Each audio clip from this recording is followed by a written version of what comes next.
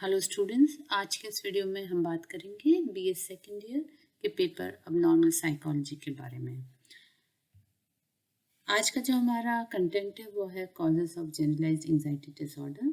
इससे पहले वाले वीडियो में मैंने आपसे बात कही थी कि जनरलाइज्ड एंजाइटी डिसऑर्डर होता क्या है और उसके सिम्टम्स क्या क्या होते हैं। आज हम बात करेंगे कि इसके कॉजेस क्या होते हैं। तो यहाँ पर कॉजेस बहुत अलग अलग तरीके के हो सकते हैं या डिफरेंट टाइप्स हो सकते हैं, जैसे बायोलॉजिकल कॉजेस, इसके अलावा पर्सनालिटी रिलेटेड फैक्टर्स हो सकते हैं, स्ट्रेसफुल सिचुएशंस हो सकती हैं, या लर्निंग थ्योरीज भी इसकी एक्सप्लेनेशन देती हैं। तो यहाँ पर हम एक एक करके इन सभी फैक्टर्स का अध्ययन करेंगे। सबसे पहले हम बात करेंगे बायोलॉजिकल कॉजेस की, और बायोलॉजिकल कॉजेस के अंदर मेन जो फैक्टर है वो है हेरिडिटरी फैक्टर्स। यहाँ पर ऐसा देखा गया है कि people who have a history of mental health issues in the family may usually have problems with anxiety। यानी ऐसे फैमिलीज जिनके अंदर की मेंटल हेल्थ इश्यूज रहे हैं उनमें आगे भी ऐसी समस्याएं होने की संभावना अधिक रहती है। ऐसे बहुत सारे अध्ययन किए गए हैं, जैसे कि स्पेशली ट्विन जो बच्चे होते हैं, जैसे एकाकी और भ्रातृ बच्चों के ऊपर अध्ययन किए गए हैं, और ऐसा देखा गया है कि जो आइडेंटिकल ट्विन्स होते हैं जो कि सेम जीन्स शेयर करते हैं, उनमें जो कॉन्कॉर्डेंस रेट होती है वो अधिक होती है। और कॉन्कॉर्डेंस रेट का मतलब है कि एकाकी जुड़े हुए बच्चों में यदि एक में से किसी एक को समस्या होती है तो दूसरे को भी वो समस्या होने की जो रेट होती है वो हाई हो जाती है। तो यहाँ इस बात से ये क्लियर इंडिकेशन है कि कहीं ना कहीं जो जीन्स हैं वो इम्पोर्टेंट रोल प्ले करते हैं। अगला जो हमारा फैक्टर है वो एक्सप्लेन किया गया है by psychoanalytical view point, and according to this view point mental problems are the result of psychological factors and not any physical factors। तो यहाँ पर जनरलाइज एंजाइटी डिसऑर्डर को भी उन्होंने समझाने की कोशिश करी है, और according to them this anxiety disorder is because of the unconscious conflict that goes on between id and ego within a particular individual. Id जो है जिसको यहाँ पर आप कह सकते हैं उपाहम है, इसके बीच और अहम जो कि ईगो है इसके बीच एक अचेतन में द्वंद्व चलता रहता है। और क्योंकि जो इड है वो तो प्लेजर प्रिंसिपल पर कार्य करता है और ईगो जो है वो रियलिटी प्रिंसिपल पर कार्य करता है, तो दोनों का विपरीत ये दोनों विपरीत प्रिंसिपल्स पर काम करते हैं। इड क्योंकि प्लेजर प्रिंसिपल पर काम करता है और ये चाहता है कि इसकी जो इच्छाएं हैं वो कॉन्शियसनेस में आ जाए, परंतु जो ईगो है वो ऐसा नहीं होने देता, क्योंकि उसको ये लगता है कि यदि इड की इरेशनल या जिसको हम कह सकते हैं इलॉजिकल इच्छाएं सरफेस पर आ जाएंगी तो वो व्यक्ति के लिए बहुत हानिकारक हो सकती हैं और इसकी वजह से ईगो को दंड मिल सकता है।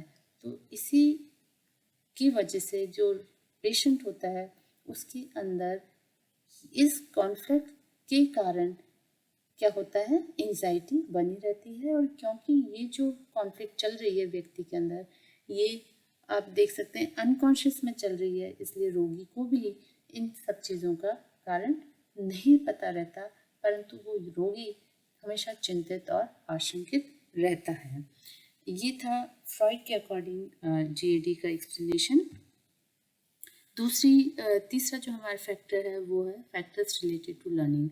जो लर्निंग थ्योरीज हैं वो भी जनरलाइज एंजाइटी डिसऑर्डर्स को एक्सप्लेन करती है through their different mechanisms like classical, operant, conditioning, modelling etcetera. According to these theories feeling anxious may be a learned response. Families who tend to see this world as a hostile and fearful place, for example, may be more likely to have offspring who are anxious। तो यहाँ पर कहने का मतलब ये है कि anxious होना या एंग्जाइटी या फियर फुल होना, ये सब लोगों के द्वारा यह पेशेंट का सीखा हुआ रिस्पॉन्स है। इसीलिए इसकी जो थ्योरीज थेरेपीज़ हैं वो भी इस तरह से प्रिपेयर की जाती है कि लोगों को उन सब चीज़ों को अनलर्न करवाया जाता है ताकि वो फिर से अपनी मेन स्ट्रीम में आ सकें। अगला जो हमारा फैक्टर है वो है कॉग्निटिव बिहेवियरल फैक्टर्स, और कॉग्निटिव बिहेवियरल फैक्टर्स के अंतर्गत जो जनरलाइज एंजाइटी डिसऑर्डर है उसको एक्सप्लेन किया गया है in terms of helplessness and uncontrolled situations. तो यहाँ पर आप देख सकते हैं कि जब रोगी को ऐसा लगता है कि सिचुएशन जो है वो अनकंट्रोल्ड, उसके कंट्रोल से बाहर है, या फिर हम कह सकते हैं कि वो अपने आप को बहुत असहाय महसूस करता है, तो उसके अंदर चिंता उत्पन्न हो सकती है। जनरलाइज एंजाइटी डिसऑर्डर के रोगी धमकीपूर्ण परिस्थितियों या जिसको हम थ्रेटनिंग सिचुएशंस कहते हैं को अपने नियंत्रण से बाहर मानता है, जिससे उनमें जो चिंता होती है वो और भी ज़्यादा अधिक हो जाती है और वो लगातार उनके अंदर बनी रहती है। दूसरे जो कॉग्निटिव फैक्टर्स हैं वो ये हैं कि बहुत बार पेशेंट जो है वो नॉर्मल सिचुएशन को भी बहुत ज़्यादा आप कह सकते हैं कि धमकी पूर्ण मानता है या परसीव करता है, या बहुत ज़्यादा स्ट्रेसफुल उस सिचुएशन को समझता है। तो इसकी वजह से भी उसके अंदर अनावश्यक रूप से चिंता बढ़ जाती है और वो लगातार बनी रहती है।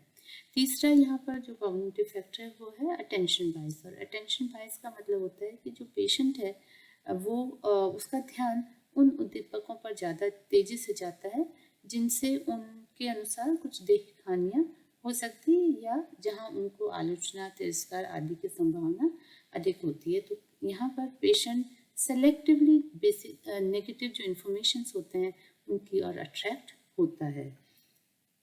इनके अलावा हमारे कुछ और भी फैक्टर्स हैं जो कि जनरल एंजाइटी डिसऑर्डर को एक्सप्लेन करते हैं या कॉज करते हैं।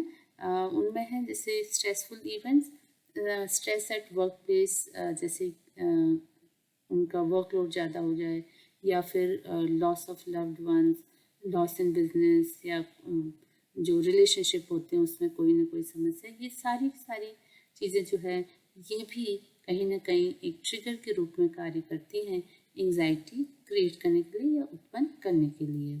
फिर है आपके हेल्थ इश्यूज़, यदि कोई व्यक्ति या उसके परिवार में लंबे समय तक बीमार है या स्वयं की बहुत सारी हेल्थ प्रॉब्लम्स है, जैसे कि मान लीजिए किसी को डायबिटीज़ है या हार्ट डिजीज़ है, तो इन समस्याओं की वजह से भी ऐसा देखा गया है, या लंबे समय तक चले आ रही इन समस्याओं की वजह से भी व्यक्ति परेशान रहता है। इसकी वजह से as a result of it उसमें तनाव या एंजाइटी होने लग जाते हैं। नेक्स्ट पॉइंट है सब्सटेंस अब्यूज़। जो एंजाइटी है this can develop as a withdrawal symptom in people who are heavy user of drug, alcohol और अदर सब्सटेंस। तो जो लोग अल्कोहल लेते हैं या ड्रग्स लेते हैं, लंबे समय से लेते आ रहे हैं, उनके अंदर एंजाइटी एक तरह का विड्रॉल सिम्टम के रूप में वो डेवलप होता है। पर्सनालिटी है अपना नेक्स्ट जो फैक्टर, और ऐसा माना गया रिसर्च के अकॉर्डिंग कि there are some trait types या ट्रेट्स जो कि एंजाइटी को डेवलप करने में ज़्यादा सहयोग करते हैं, जैसे कि ट्रेट्स लाइक परफेक्शनिस्ट या wants to keep situations under control. तो जब इस तरह की पर्सनालिटी वाले लोगों के साथ सिचुएशंस उनके कंट्रोल में नहीं रहती या उनके अकॉर्डिंग कार्य नहीं होता, तो उनके अंदर एंजाइटी डेवलप हो जाती है या उनके अंदर जनरलाइज एंजाइटी डिसऑर्डर विकसित हो सकता है। तो ये सारे फैक्टर्स थे जो कि एक्सप्लेन करते हैं कि किस तरीके से एंजाइटी डिसऑर्डर उत्पन्न हो सकता है, डेवलप हो सकता है किसी भी इंडिविजुअल के अंदर। इनके अलावा और भी बहुत सारे फैक्टर्स हो सकते हैं।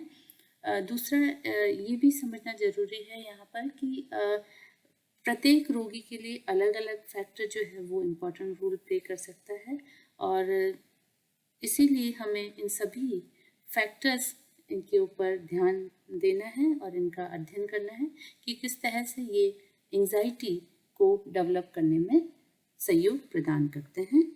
Thank you. आज के